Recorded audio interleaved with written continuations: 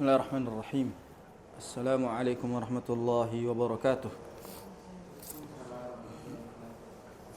Alhamdulillahi ala ihsanihi wa syukru lahu ala taufiqihi wa amtinanihi.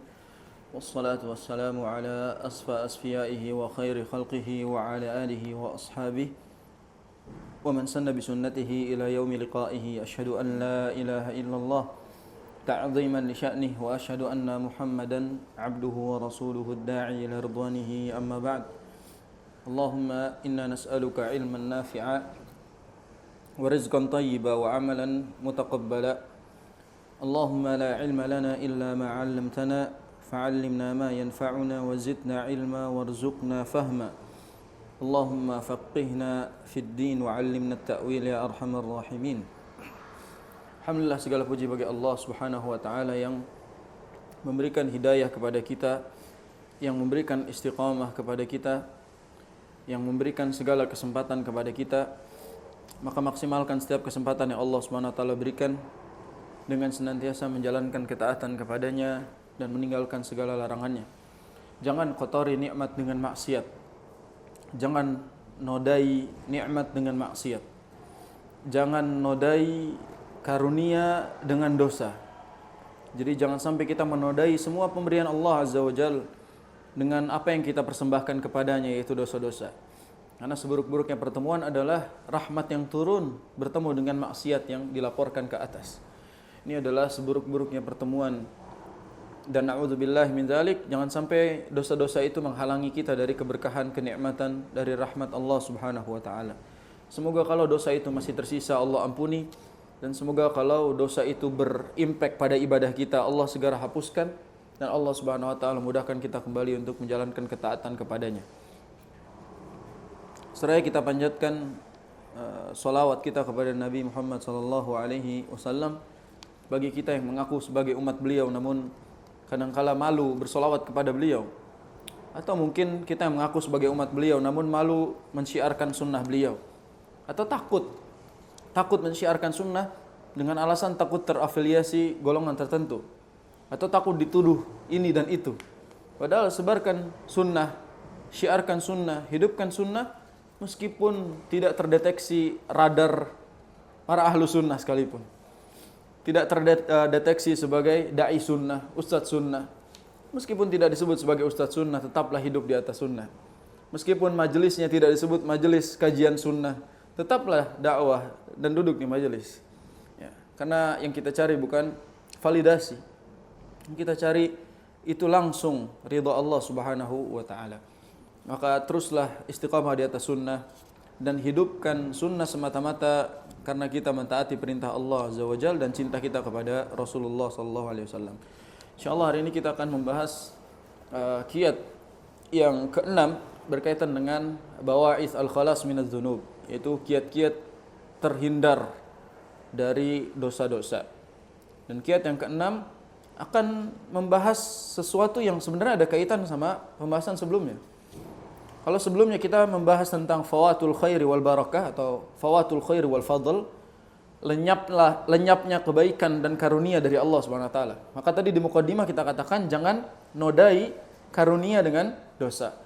Jangan nodai kenikmatan dengan kemaksiatan. Itu artinya apa? Karena sejatinya satu sama lain itu saling menghapus. Sebagaimana perkataan terakhir yang kita sebutkan bahwa Al-Imam Qatadah rahimahullah ta'ala mengatakan fa innal khaira yansakhus syarra wa inna syarra yansakhul khair. Jadi sebagaimana kebaikan menghapus keburukan, maka keburukan juga mampu menghapus kebaikan. Nah, itu berhati-hatilah terhadap dosa, karena sejatinya dosa yang kita lakukan perlahan menghapus kebaikan kita. Nah, di kiat yang keenam kita akan membahas tentang sebagaimana dikatakan oleh Al-Imam Ibnul Qayyim rahimahullah taala, as-sadis masyhadul qahri wadh-dhafari. Masyhadul qahri wadh-dhafari, yaitu menghadirkan rasa ingin mengalahkan dan memenangkan. Menghadirkan rasa ingin mengalahkan dan memenangkan. Jadi kita harus mengalahkan dan menang. Menang dari apa? Fa inna qahra syahwati wadh-dhafar bisyaitani lahu halawatun wa masarratun wa farhatun inda man zaqa dzalika a'zamu min adh-dhafari bi'aduwika wa minal adamiyyin. Jadi kata Ibnul Qayyim gini, karena sesungguhnya mengalahkan syahwat dan menang melawan syaitan itu memiliki dampak yang manis, dampak yang membahagiakan, menyenangkan bagi orang-orang yang merasakannya. Bahkan kemenangan ini menjadi kemenangan yang lebih besar daripada kemenangan kita melawan musuh kita dari manusia. Jadi kita katakan yang keenam ini adalah mengalahkan dan memenangkan. Mengalahkan siapa? Memenangkan siapa? Mengalahkan hawa nafsu, memenangkan syaitan. Kita menang dari ajakan syaitan. Kita berhasil melawan syaitan. Sebenarnya sama-sama kita kalahkan. Hawa nafsu kita kalahkan, syaitan kita kalahkan. Cuma bahasanya adalah qahra syahwah, dhafra bisyaitan. Jadi kita mengalahkan syahwat kita sendiri, lalu kita menang melawan ajakan syaitan. Ini pertandingan yang harus kita kalahkan. Kita harus bertanding melawan ini. Karena masdar, sumber dosa itu ada dua ini, syahwat dan syaitan. Sehingga menang dari keduanya itu memiliki kelezatan, memiliki kebahagiaan, dampak yang amat agung, bahkan lebih luar biasa rasanya daripada kita memenangkan musuh kita dari manusia. Makanya kita tahu ada nasihat dari Al-Hasanul Basri rahimahullah ta'ala. Beliau mengatakan ketika ditanya ayul jihad afdal, beliau pernah ditanya, jihad apa yang afdal? Kata Al-Hasanul Basri, beliau mengatakan jihaduka hawaka, jihad melawan hawa nafsumu. Jadi jihad yang paling besar itu ternyata bukan jihad di perang Badar atau di perang yang lainnya, tapi jihad melawan hawa nafsu. Karena sejatinya para sahabat saat berjihad di jalan Allah juga mereka melawan hawa nafsu mereka, melawan syaitan. Sehingga jihad terbesar itu bukan jihad melawan manusia, namun jihad melawan hawa nafsu dan ajakan syaitan. Walaupun hadis ini didhaifkan oleh sebagian para ulama, bahkan sebagian mengatakan hadis ini palsu. Mungkin terkenal di kalangan kita semua tentang, anda pernah dengar perkataan raja'na minal jihad al-asghar ilal jihadil akbar. Raja'na minal jihadil asghar ilal jihadil akbar. Sebagian ulama menyebut ini hadisnya palsu, sebagian melemahkan hadis ini. Kita baru saja pulang dari peperangan yang kecil menuju peperangan yang lebih besar. Dan mereka menyandarkan perkataan Rasul ini terjadi pada saat selesai perang Badar. Jadi selesai perang Badar, Rasul mengatakan raja'na minal jihadil asghar ilal jihadil akbar. Kita baru saja pulang dari jihad yang kecil menuju jihad yang lebih besar, yaitu jihad melawan hawa nafsu. Ini walaupun diperselisihkan, namun secara makna di sini jelas bahwasanya ada jihad yang lebih besar, yaitu melawan hawa nafsu kita. Makanya kita tahu bahwasanya dalam hal ini jihad melawan hawa nafsu merupakan jihad yang luar biasa yang harus kita menangkan. Kita lanjut perkataan beliau. Wa ahla mauqi'an. Kemenangan ini menjadi kemenangan yang paling manis, paling indah. Wa atamu farhatin, dan merupakan kebahagiaan yang sempurna. Wa amma aqibatuhu fa ahmadu aqibah. Karena dampaknya, yaitu dampak memenangkan peperangan tadi adalah peperangan yang dampaknya itu paling positif. Ahmadu aqibah, fa ahmadu aqibah artinya dampak yang paling positif atau paling baik. Wa huwa ka'aqibati syurbid dawa'in nafi'il ladzi azala da'al jasadi wa 'adahu ila sihhatihi wa i'tidalihi. Sama seperti dampak atau efek seseorang yang meminum obat yang manjur, dawa'in nafi' itu obat yang manjur yang menghilangkan penyakit yang ada di tubuhnya. Lalu orang tersebut kembali sehat dan kembali bugar karena obat tersebut. Jadi kebahagiaannya atau kesempurnaannya itu seperti orang yang minum obat dan obatnya manjur, menyembuhkan penyakitnya. Itu kebahagiaan yang luar biasa. Itu adalah ending yang sangat kita inginkan. Dan ternyata begitulah gambarannya orang yang memenangkan pertandingan atau memenangkan peperangan dengan hawa nafsu dan syaitan. Itu yang disebutkan oleh Imam Ibnul Qayyim rahimahullah ta'ala. Maka dalam hal ini kita harus tahu bahwa hawa nafsu kita itu bagian dari sesuatu yang harus kita lawan. Hawa nafsu kita adalah sesuatu yang harus kita lawan. Nah, di sini ta'liq komentarnya Syekh Abdul Razzaq bin Abdul Muhsin hafizahumullah taala. Al-amru sadis min bawa'is tarkiz dzunub. Kiat yang keenam dari kiat-kiat untuk meninggalkan dosa adalah ladzatu qahrin nafsi wa irghamis syaitan. Lezatnya mengalahkan hawa nafsu dan menaklukkan syaitan. Ini kiat nih. Jadi kalau kita pengen ngelakuin dosa, kita harus ingat bahwa meninggalkan dosa itu lezat karena kita berhasil mengalahkan syaitan dan hawa nafsu. Sampai disebut lazat. Lazat itu amrun hissi, perkara yang panca indera, yang konkret. Berarti kelezatan itu secara zahir dan secara maknawi. Jadi kita merasakan lezatnya mengalahkan hawa nafsu dan menaklukkan syaitan. Fan nafsu wasyaitan, ini harus ditebalkan, di bold kalimat ini. Fan nafsu wasyaitanu huma masdarul asami wa manba'us syururi. Ya, jiwa atau hawa nafsu dan syaitan, keduanya itu sumber dosa. Sumber dosa. Dan dia manba'us syurur, dia sumber segala bentuk keburukan. Jadi keburukan dan dosa itu sumbernya bermuara kepada hawa nafsu dan syaitan. Makanya berarti faktornya apa? Internal dan eksternal tuh.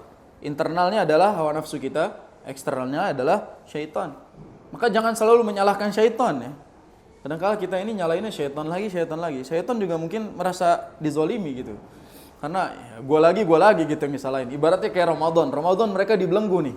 Tapi manusia masih maksiat. Ya, jangan syaitan disalahin kan gitu. Ya kita yang udah kayak syaitan di situ. Berarti secara internal faktor yang harus diperbaiki. Makanya sebenarnya Ramadan itu ujiannya sama internal.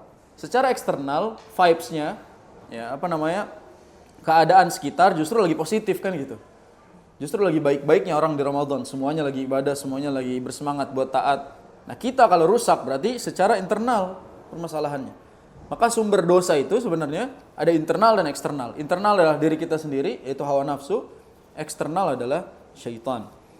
Fal abdu idza janabal ma'siyata, ini harus diharokatin nih karena gundul deh. Fal abdu idza janabal ma'siyata fa innahu qad qahara nafsahu. Seorang hamba kalau dia menjauhi maksiat, maka dia telah mengalahkan hawa nafsunya. Jadi kalau seorang hamba itu meninggalkan maksiat, dia telah berhasil mengalahkan hawa nafsu. Wa arghama syaitan, dan telah menaklukkan syaitan. Jadi irgham atau arghama itu menaklukkan artinya. Jadi wa arghama asyaitan maksudnya adalah menaklukkan syaitan. Wa dhaqa halawatal izzati bi ta'atir rahmani azza wa jalla. Ya, dan dia merasakan manisnya kemuliaan. Manisnya kemuliaan dengan mentaati Allah Subhanahu wa taala. Makanya kita harus tahu bahwa orang-orang yang berhasil meninggalkan maksiat, mereka telah memenangkan peperangan yang besar, yaitu perang melawan hawa nafsu dan syaitan. Mungkin melawan syaitan lebih mudah daripada melawan hawa nafsu kita. Melawan syaitan mudah, tapi melawan hawa nafsu kita sulit. Makanya kenapa Allah SWT menyebutkan ada di antara kita yang menuhankan hawa nafsu. Afara'aita man ittakhadha ilahahu hawa. Kata Allah SWT, tidaklah kalian perhatikan orang-orang yang menuhankan hawa nafsunya. Itu menandakan bahwasanya banyak sekali orang yang terjebak pada faktor ini secara internal. Dia rusak gara-gara internalnya. Dia rusak gara-gara hawa nafsu yang dia ikuti. Wa syahidu dzalika, syahid dari pembahasan ini adalah ma shahha anin nabi. Dalilnya adalah hadis sahih dari Nabi sallallahu alaihi wasallam annahu qala innal mu'mina la yumdi syayatinahu kama yumdi ahadukum ba'irahu fis safari. Ana ulang. Innal mu'mina la yumdi syayatinahu kama yumdi ahadukum ba'irahu fis safari. Sesungguhnya seorang mukmin itu telah membuat kurus syaitan-syaitannya. La yumdi itu membuat kurus. Sesungguhnya seorang mukmin akan membuat kurus syaitan-syaitannya sebagaimana salah seorang dari kalian membuat kurus ontanya dalam safar. Jadi orang mukmin itu karena ketaatannya, karena kekuatan imannya itu bisa membuat syaitan jadi kurus. Seperti orang yang menggunakan bairnya untuk safar terus. Jadi onta itu kalau dipakai safar terus kelihatan kurusnya, kelihatan kakinya lecet dan seterusnya. Nah, syaitan ini bisa kurus kalau kita beriman. Masalahnya syaitan kita Masya Allah buncit-buncit ya kan. Ya karena kita selalu memberikan dia makan dengan dosa-dosa kita, maksiat kita. Bahkan buncit bareng sama syaitan ya kan gitu. Orangnya buncit, syaitannya buncit bareng gitu. Subhanallah. Kita kerjasama sama dia untuk memakan sesuatu yang haram, kerjasama sama dia untuk sesuatu yang kotor kan gitu. Harusnya orang beriman itu membuat syaitannya kurus.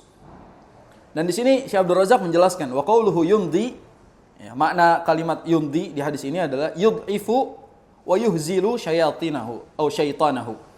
Jadi yang maksudnya yundi adalah melemahkan, menghinakan syaitannya. Jadi syaitan itu semakin perkasa kalau kita semakin mentaati dia. Dia merasa punya budak, kita diperbudak oleh syaitan. Maka kalau kita menolak dia, menang melawan ajakan dia, kita telah membuat dia kurus, melemahkan dia dan menghinakan dia. Antum tahu ada hadis tentang sujud tilawah. Sujud tilawah itu kata Nabi SAW bahwa ketika orang mukmin itu sujud ketika mendengar ayat sajadah, syaitan lari sambil menangis. Itu karena mereka melihat orang mukmin mentaati perintah Allah Subhanahu wa taala. Syaitan lari sambil menangis. Drama kan kayak sinetron nih. Syaitan lari sambil menangis karena dia tahu manusia sekarang udah beriman kepada Allah dan dia sudah mulai taat, maka saya nggak punya celah lagi. Kita harus menghinakan dia seperti itu. Buat syaitan menangis dan lari, buat syaitan pergi. Jangan bestian sama syaitan.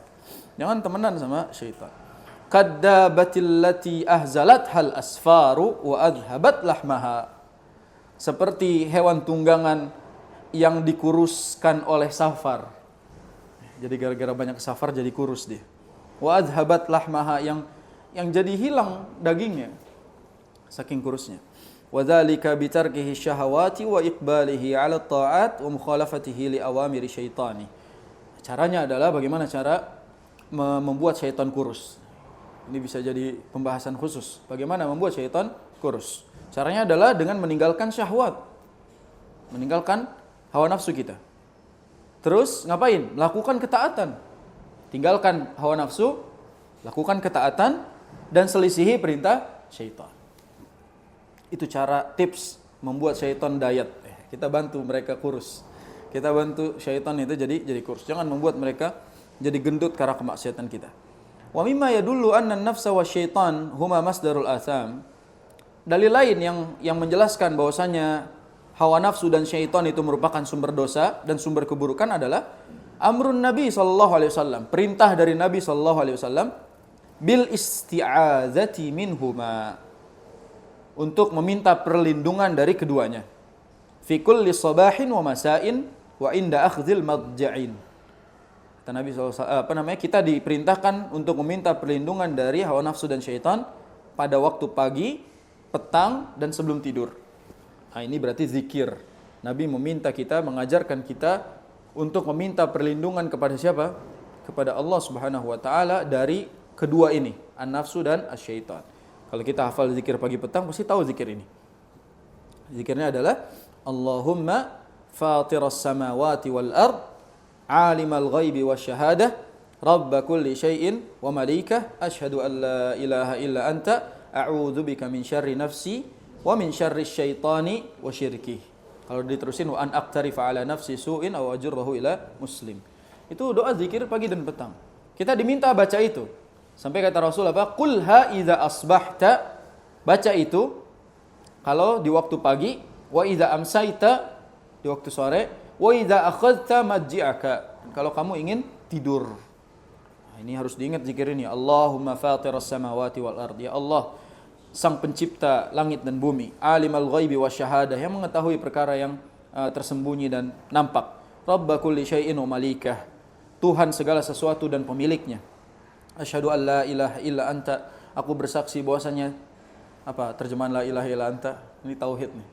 Asyhadu an la ilaha illa anta, aku bersaksi bahwasanya tidak ada Tuhan yang berhak diibadahi dengan benar kecuali Engkau. A'udzubika min syarri nafsi. Nah ini doa ini. A'udzubika min syarri nafsi, aku berlindung kepadamu dari buruknya jiwaku, wa min syarri syaitan, dari buruknya syaitan, wa syirki. Syirki itu apa? Sekutunya, konco-konconya. Jadi kita meminta perlindungan dari syaitan dan gengnya. Kenapa disebut gengnya? Boleh jadi geng syaitan itu minal jinnati wan nas. Jadi boleh jadi syaitan itu dari jin atau teman kita yang kayak syaitan. Jadi kita meminta perlindungan kepada Allah dari setan di kalangan jin dan setan di kalangan teman-teman kita. Qala, tadi sudah kita sebutkan, dibaca setiap pagi, petang, dan mau tidur. Nah, ini dihafalkan zikir-zikir seperti ini karena ini bagian cara meminta perlindungan kepada Allah. Qala Ibnul Qayyim, zakaran Nabi sallallahu alaihi wasallam masdarai asyarr. Nabi sallallahu alaihi wasallam di hadis ini menyebutkan dua sumber keburukan. Wa huma an-nafsu wasyaitanu. Dua-duanya adalah nafs, yaitu jiwa kita, hawa nafsu kita, wasyaitan dan syaitan. Wa dzakara mauridaihi wa nihayataihi. Dan Nabi SAW juga menyebutkan hulunya dan hilirnya. Gimana cara nerjemahnya? Hulu dan hilir, paham kan maknanya? Hulu berarti sumbernya, hilir berarti ujungnya. Nabi SAW menyebutkan sebab dan akibatnya. Itulah bahasa gampangnya. Wa huma auduhu ala nafsi au ala akhihil muslim. Fajama'al hadithu masadirus syarri wa mawariduh. Hadis ini mengumpulkan sumber-sumber keburukan, sumber-sumber dosa, fi aujazi lafdhin, dalam lafaz yang ringkas, wa akhsarihi, singkat, wa ajma'ihi wa abyanihi. Ini bagus nih, harus dipahami kata ini. Fi aujazi lafdhin artinya dengan lafaz yang ringkas, wa akhsarihi, singkat, paling singkat, wa ajma'ihi, paling padat, wa abyanihi, paling jelas. Jadi Nabi menjelaskannya dengan singkat, padat, dan jelas. Jadi dari doa ini tuh sebenarnya Masya Allah, singkat, padat, kaya akan makna, jelas. Luar biasa. Itulah Nabi SAW, jawami'ul kalim. Beliau itu ngomongnya sedikit, tapi maknanya itu komprehensif, menyeluruh. Fal-abdu idza istahdara hadzal ma'na wa taraka al-ma'siyata qahran lin-nafsi al-ammarata bis-su' wa irghaman li'aduwwihi asy-syaitan wa i'tizazan bi ta'atillahi subhanahu wa ta'ala faza fawzan 'azima fid dunya wal akhirah. Seorang hamba kalau dia menghadirkan perkara ini, tetap nulis kata Syekh Abdul Razak, dan dia meninggalkan kemaksiatan untuk melawan hawa nafsunya, untuk melawan hawa nafsu yang mengarah kepada keburukan, dan menaklukkan musuhnya yaitu syaitan, wa atizazan bi taatillah, dan berusaha untuk taat kepada Allah Subhanahu wa taala, faza, maka dia sungguh telah menang dengan kemenangan yang besar di dunia dan akhirat. Maka sejatinya kemenangan yang besar itu bukan menang dari medan perang, namun menang melawan hawa nafsu kita.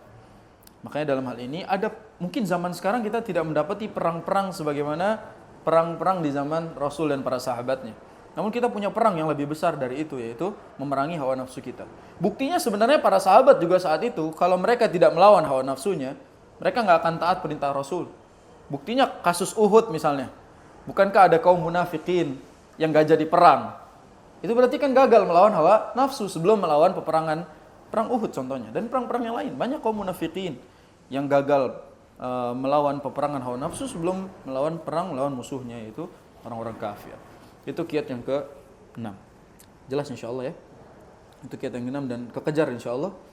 Kekejar, oke. Itu kiat yang ke-6 yaitu masyhadul qahri wal zafar. Apa tadi artinya? Masyhadul qahri wal zafar, mengalahkan dan memenangkan. Ini bagus nih, menang dan kalah. Kalah dan menang. Ya, kita mengalahkan hawa nafsu kita dan menang melawan syaitan. Insyaallah itu kalimat yang bagus, singkat namun menjelaskan faedah yang luar biasa. Sekarang kita lanjut pada kiat yang ke-7. Qala al-Imam Ibnul Qayyim rahimahullah taala, al-Imam Ibnul Qayyim rahimahullah taala menjelaskan bahwa kiat yang ke-7. Tapi sebelum masuk kiat yang ke-7, Anda jadi ingat tentang hawa nafsu itu benar-benar membinasakan. Sebenarnya banyak ayatnya, tapi ada satu hadis yang Ana sering sampaikan ketika membahas ini. Jadi ada satu hadis yang menjelaskan bahwa ada 3 perkara yang menyelamatkan dan 3 perkara yang membinasakan. Salasun munjiyat, ada 3 yang menyelamatkan, dan salasun muhlikat. Jadi ada yang membinasakan. Dan 3 yang membinasakan yang kita bahas. Salasun muhlikat itu adalah syuhun muta' wa hawan muttaba' wa ijabul mar'i bi nafsihi. Ada 3 perkara yang membinasakan kita. Pertama adalah kikir yang kita lakukan, sifat pelit dalam hal kebaikan tentunya. Jadi pelit dalam hal kebaikan. Yang kedua, hawa nafsu yang diikuti. Yang ketiga adalah berbangga diri. Nah ini yang bahaya nih.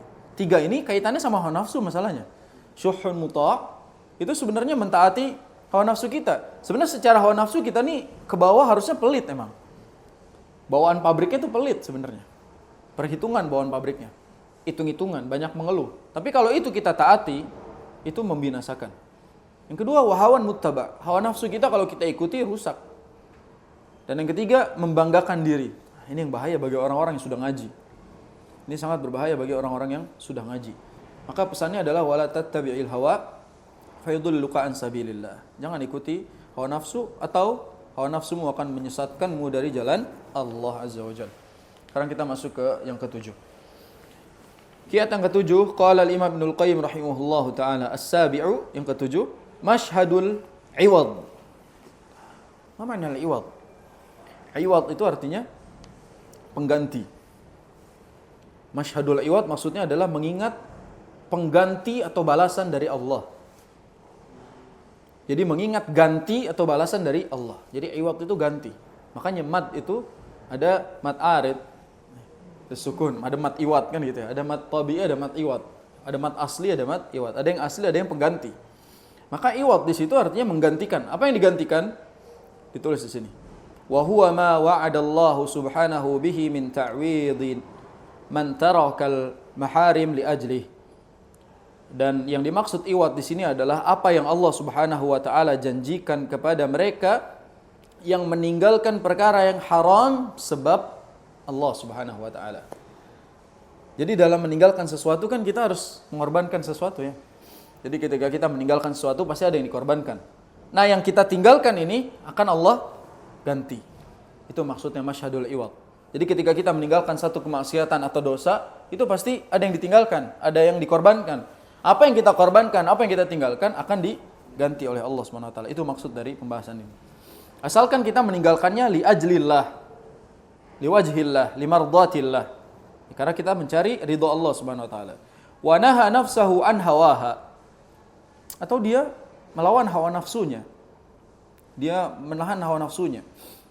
Wal yuwazina bainal iwadi wal muawwad fa ayyuhuma kana aula bil ithar waktarahu wartadahu li nafsih. Ana ulang. Wal yuwazina bainal iwadi wal muawwad fa ayyuhuma kana aula bil ithar ikhtarahu wartadahu li nafsih. Maknanya adalah hendaknya sebagai orang beriman itu membandingkan yang al-iwad yang diganti dengan al-muawwad. Al-muawwad itu yang digantikan atau yang kita tinggalkan. Fa ayyuhuma kana aula, di antara keduanya mana yang lebih utama? Bil isar, untuk diutamakan. Ikhtarahu, yang dia pilih, wartadahu li nafsi, yang dia ridhoi pada dirinya. Di perkataan ini sebenarnya makna gampangnya gini. Jadi ketika kita meninggalkan sesuatu karena Allah Subhanahu wa taala, bandingkan apa yang Allah ganti dengan apa yang kita tinggalkan. Gitu aja lah. Jadi bahasa simpelnya adalah kalau kita mau melakukan dosa, yang harus kita bayangkan adalah kalau kita tinggalkan ini, ada balasan yang lebih besar dari itu. Mungkin dosa itu nikmat. Makanya surga itu dikelilingi oleh sesuatu yang menyenangkan, nikmat, menggiurkan, lezat. Namun itu kalau kita pikirkan ternyata kalau kita tinggalkan dan korbankan itu diganti dengan yang lebih besar. Banyak sebenarnya pengaplikasiannya di fase-fase ini, di masa-masa ini. Bagaimana kita harus meninggalkan sesuatu yang sebenarnya keuntungannya itu besar gitu. Tapi kita korbankan itu karena Allah Subhanahu wa taala. Contoh misalnya ya korupsi lah. Sebutlah korupsi gitu. Itu ditawarkan dengan jumlah yang besar. Dan itu mungkin boleh jadi nggak ketahuan gitu. Boleh jadi kasusnya nggak akan terungkap. Atau kalaupun terungkap, ya masih bisa ngopi gitu ya. Kalaupun terungkap masih bisa ngopi di luaran. Ibaratnya masih selamat, masih aman gitu. Tapi dia meninggalkan itu. Jumlahnya besar nih. Dia tinggalkan itu. Karena dia tahu itu diharamkan oleh Allah Subhanahu wa taala. Maka Allah akan ganti dengan jumlah yang jauh lebih besar daripada itu. Maka di sini disebut bandingkan antara yang nanti akan diganti dengan apa yang kalian tinggalkan karena Allah Subhanahu wa taala. Itu secara simpelnya perkataan Ibnul Qayyim. Ini bahasanya berat kan Ibnul Qayyim ya? Jadi pakai bahasa kelas tinggi beliau. Coba lihat bainal iwad wal muawwad gitu. Antara diganti dengan pakai bahasa simpel aja bahwa maknanya adalah membandingkan kedua itu. Baik. Al-amru sabi' min hadhil bawa'is. Ya, perkara ketujuh dari kiat menghindari diri dari dosa adalah al-fauzu bil iwadi minallahi subhanahu wa ta'ala. Mengingat keberhasilan atau kesuksesan dalam meraih ganti dari Allah Subhanahu wa taala. Jadi mengingat keberhasilan meraih ganti dari Allah. Kita harus percaya sih sebenarnya, ganti dari Allah itu lebih besar. Ganti dari Allah itu lebih tidak sebanding dengan apa yang kita tinggalkan gitu. Simpel aja deh, misalnya amal kita ini kalau berjalan umur kita 60 tahun misal, kita mulai taat tuh usia berapa sih emang? Hah? Misalnya mulai tobat 40 tahun, mati 60, berarti kan 20 tahun. Sedangkan kita kita di masa gelapnya berapa tahun gitu. Ya kan? Nah, ketika kita baik di usia yang jauh lebih singkat daripada buruknya kita, mati dalam keadaan alhamdulillah misalnya istiqomah di usia itu, Allah balasnya dengan apa? Surga yang gak ada batasan waktunya, abadi. Logikanya kalau misalnya balasannya itu harus persis sama, berarti kalau kita 20 tahun baiknya, di surga juga 20 tahun doang gitu. Tapi balasan dari Allah itu jauh lebih besar daripada apa yang kita lakukan. Makanya kita harus pasang di kepala kita bahwa balasan dari Allah jauh lebih besar daripada apa yang kita lakukan. Baik dari kebaikannya atau keburukannya. Kalau baik alhamdulillah, kalau buruk kan parah. Jadi keburukan yang kita lakukan sedikit, balasannya itu nanti besar di depan Allah Subhanahu wa taala. Artinya kita harus selalu memikirkan bahwasanya al-iwadu, ganti dari Allah itu selalu jauh lebih besar. Keburukannya jauh lebih besar, kebaikannya juga jauh lebih besar. Nah, di sini kata Syekh Abdul Razak, fa in tarakta, ini harus diharakatin supaya enggak salah nih. Fa in tarakta ya Abdallahil ma'siyata khaufan minallahi wa talaban liridah. Kalau engkau wahai hamba Allah, dipanggil sama Syekh Abdul Razak tuh. Fa in tarakta ya Abdullah, kalau engkau wahai hamba Allah meninggalkan maksiat khaufan minallah, karena takut kepada Allah Subhanahu wa taala, wa talaban liridahu, karena engkau berharap ridhonya, wa riayatan lil iman, apa riayatan? Bentuk menjaga iman. Fa innallaha sayu'awwiduka fid dunya bilazzatin fil qalbi wa sa'adatin fin nafsi. Allah. Jadi kalau kita mengorbankan sesuatu itu dan kita meninggalkan sesuatu karena Allah, apa yang kita dapat? Yang pertama, Allah ganti di dunia dengan kelezatan hati. Allah buat hatinya itu tenang. Allah buat hatinya damai, tentram. Wa sa'adatin fin nafs, Allah buat dia bahagia. Jadi Allah tenangkan hatinya, lalu Allah bahagiakan jiwanya. Wa barakatin fil hayah. Yang ketiga, Allah berkahi kehidupannya. Kalau mau dicoret-coret bukunya tuh digarisin tuh. Yang pertama ladzatun fil qalbi, itu yang pertama dia dapatkan. Yang kedua sa'adatin fin nafsi, kebahagiaan pada jiwanya. Yang ketiga barakatin fil hayah, yaitu keberkahan pada hidupnya. Sebagaimana Allah Subhanahu wa taala berfirman, "Man 'amila salihan min dzakarin aw untha wa huwa mu'min, falanuhyiyannahu hayatan thayyibah wa lanajziyannahum ajrahum bi ahsani ma kanu ya'malun." Ini surat An-Nahl ayat 92. Kata Allah Subhanahu wa taala, barang siapa yang melakukan amal saleh baik dari laki-laki atau perempuan, wa huwa mu'min, dia beriman. Berarti kuncinya apa? Iman. Bukan laki-laki atau perempuan, tapi iman kuncinya. Falanuhyiyannahu hayatan thayyibah. Maka kami akan memberikan kepadanya kehidupan yang baik, hayatan thayyibah. Saya mau tanya, kehidupan yang baik ditafsirkan atau diterjemahkan dengan apa? Kehidupan yang baik diterjemahkan dengan kaya raya atau bahagia? Itu ditanyakan pada dirinya masing-masing. Jadi kehidupan yang baik itu dilihat dari mana? Segi apa? Segi kebahagiaan atau segi kemewahan? Kalau orang yang mewah tidak bahagia, berarti bahagia lebih kaya. Artinya kehidupan yang baik maksudnya adalah kehidupan yang bahagia. Wala najziyannahum ajrahum bi ahsani ma kanu ya'malun, dan Allah akan balas balasan mereka dengan balasan yang terbaik, makanu ya'malun, dari apa-apa yang telah mereka lakukan, lebih baik daripada apa yang mereka lakukan. Jadi balasan Allah Subhanahu wa taala itu jauh lebih baik, jauh lebih besar daripada apa yang kita lakukan. Ini janji dari Allah Subhanahu wa taala. Ini kalau kita bedah ayat ini, hayatan thayyibah fid dunya. Di dunia. Wala najziyannahum ajrahum bi ahsani ma kanu ya'malun, di mana? Di akhirat. Jadi ayat ini tuh menjelaskan bahwasanya kebahagiaannya dunia akhirat. Jadi kalau dia melakukan sesuatu, meninggalkan sesuatu karena Allah Subhanahu wa taala, Allah ganti dengan kebahagiaan dunia dan akhirat. Wa sayu'awwiduka fil akhirati bidukhulil jannah. Tadi yang kita dapatkan udah 3. Masih ingat gak tuh?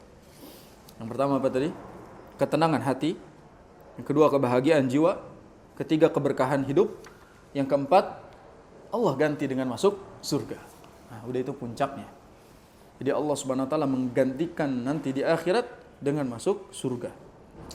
Wat tamattu'i bi na'imiha al-muqim jazaa'a tarkika lil athami wal ma'asi. Engkau bisa bersenang-senang dengan kenikmatan surga yang abadi sebagai balasan atas apa yang kau tinggalkan berupa dosa dan maksiat. Jadi dosa dan maksiat yang kita tinggalkan yang lezat itu ternyata dampaknya adalah kenikmatan yang tak ternilai. Itu di dalam surganya Allah Subhanahu wa taala. Tadi kita jelaskan secara logika aja deh. Kita hidup sekian, soleh sekian lama, tapi Allah balas dengan keabadian yang luar biasa. Itu berarti balasan Allah jauh lebih besar. Kama qala ta'ala, sebagaimana Allah berfirman, ini surat yang sudah kita hafal pasti. Wa amma man khafa maqama rabbih wa nahan nafsa 'anil hawa fa innal jannata hiyal ma'wa. Surat apa? An-Nazi'at. Ahsan. Masya Allah. Surat An-Nazi'at. Wa amma man khafa maqama rabbih, ya barang siapa yang takut kepada Allah, kedudukan Allah Subhanahu wa taala, wa nahan nafsa 'anil hawa, dan dia mencegah hawa nafsunya karena dia takut kepada Allah Subhanahu wa taala, apa yang dia dapat? Fa innal jannata hiyal ma'wa. Maka surgalah yang menjadi tempat tinggalnya.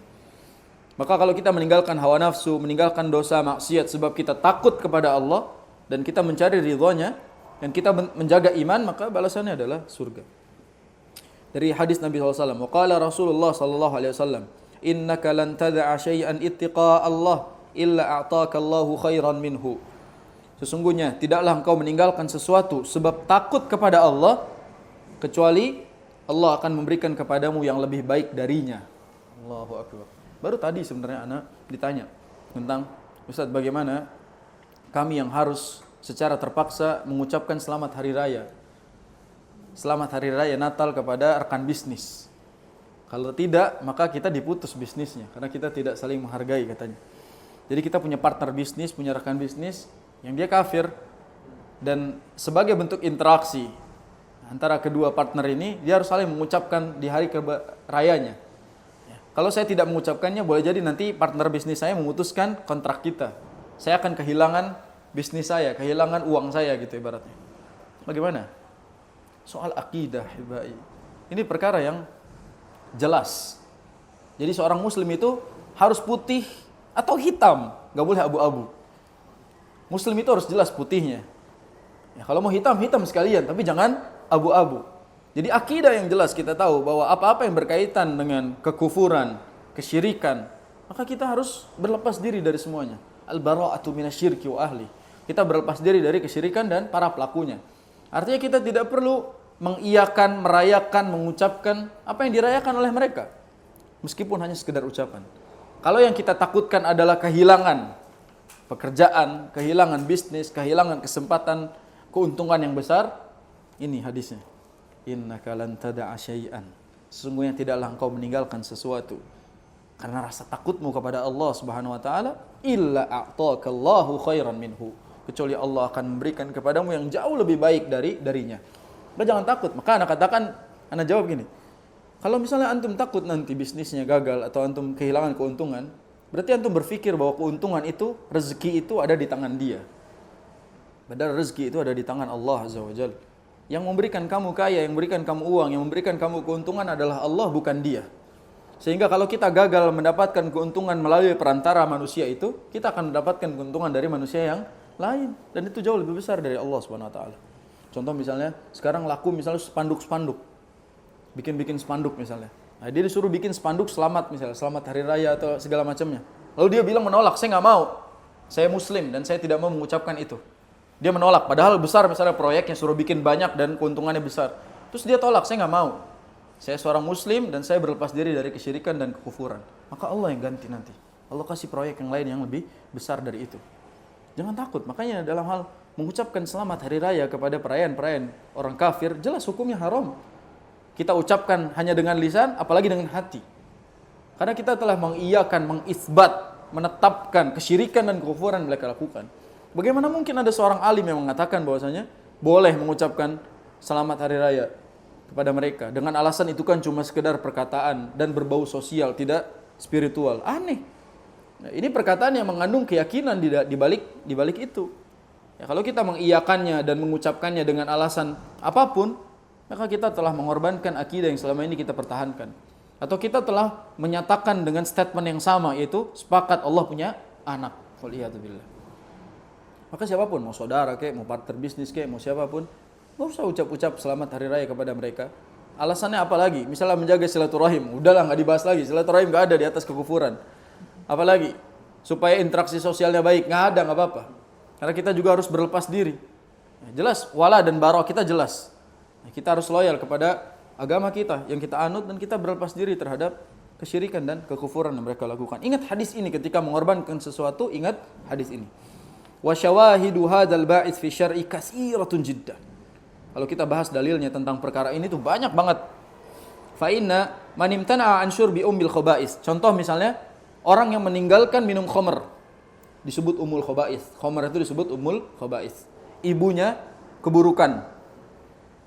Saking gara-gara minum khamr semua keburukan akhirnya dibabat.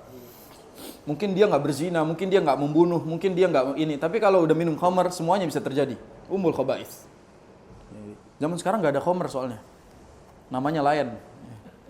Yang miring-miring lah, yang merah-merah lah gitu kan. Namanya nggak ada khamr. Padahal kullu muskirin khamrun wa kullu khamrin haram. Semua yang memabukkan itu khamr disebutnya. Dan semua khamr itu haram. Apapun namanya. Fa inna, ya kalau kita meninggalkan khamr di dunia misalnya. Awwadahu rabbul alamin binahrin fil jannati min khamrin lam yataghayyar ta'muh. Kalau kita ditawarin khamr misalnya, ya, sebotol minuman. Kita ditawarin sebotol minuman khamr di dunia ini, terus kita menolaknya. Nanti Allah ganti dengan sesungai khamr. Karena di surga itu ada min khamrin lazzatin lisyaribin. Ada sungai dari khamr yang lezat untuk diminum. Jadi nanti di surga itu ada sungai-sungai. Ada yang sungai susu, sungai madu, ada yang sungai khamr. Jadi kalau kita menolak sebotol khamr, Allah gantinya dengan sungai khamr nanti di surga. Bi khilafi man ta'ata hadhil muharramat wa'tada fi'laha wa lam yatub ila Allah azza wa jalla minha fa innahu sayuhramuha fil akhirati kama sahha 'an Nabi sallallahu alaihi wasallam annahu qala. Kalau orang yang terbiasa dengan khamr ini, maka dia enggak akan dapat itu di akhirat. Kata Nabi SAW, man syaribal khamra fid dunya, barang siapa yang meminum khamr di dunia, thumma lam yatub minha, kemudian belum taubat darinya, hurimaha fil akhirah. Maka Allah akan haramkan khamr nanti di akhirat buat dia. Berarti bahasa kiasannya adalah Allah haramkan dia masuk surga. Karena di surga ada khamr. Jadi kalau ada yang nawarin sekarang, bilang aja, ntar aja di surga minumnya gitu. Sampai kelar-kelar satu sungai itu. Yang gak habis-habis khamrnya. Jadi kalau ada yang ngajakin kita minum di dunia sekarang, bilang aja nanti aja lah minumnya di surga. Biar lebih panjang masa-masanya. Kalau kita minum itu sekarang, maka kita tidak dapat kesempatan minum lagi nanti di akhirat. Itulah bukti bahwasanya ganti dari Allah Subhanahu wa taala jauh lebih besar dan jauh lebih baik daripada apa yang kita kira di dunia ini. Permasalahannya memang pahala dan balasan Allah seringkali tidak langsung nampak di depan mata kita. Itu yang menyebabkan kita menjadi manusia yang gak percaya. Karena memang buktinya tidak instan, buktinya tidak konkret. Ya, kalau misalnya yang jelas-jelas ada di depan mata kita, ya mungkin kita melihatnya sebagai sesuatu yang lebih baik daripada yang gak kelihatan. Padahal apa yang Allah siapkan jauh lebih baik. Ingat masyhadul iwal. Kita harus meninggalkan sesuatu karena Allah menyiapkan gantinya dengan yang jauh lebih besar. Hadza wallahu a'lam bissawab. Itulah kiat yang ke-6 dan 7 dari 20 kiat cara meninggalkan atau menghindari diri dari dosa-dosa. Semoga Allah buat kita kuat, istiqamah, berikan taufik agar kita bisa meninggalkan dosa-dosa itu dan Allah ampuni dosa-dosanya. Amin ya rabbal alamin. Subhanakallahumma bihamdika asyhadu an la ilaha illa anta astaghfiruka wa atubu ilaik. Assalamualaikum warahmatullahi wabarakatuh.